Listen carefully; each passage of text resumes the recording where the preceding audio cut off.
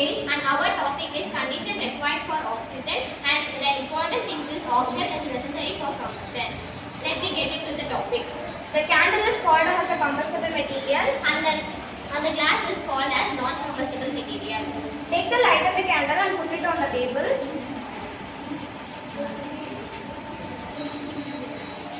Observe it.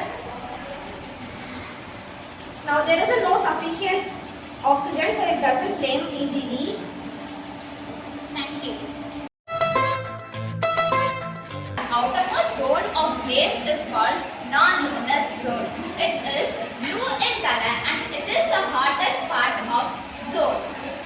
Next, the middle zone. The middle zone of flame is called the luminous zone. It is the middle part of zone and it is moderately hot and it is yellow in color.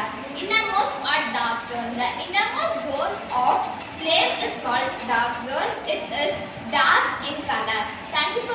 First we burn the balloon.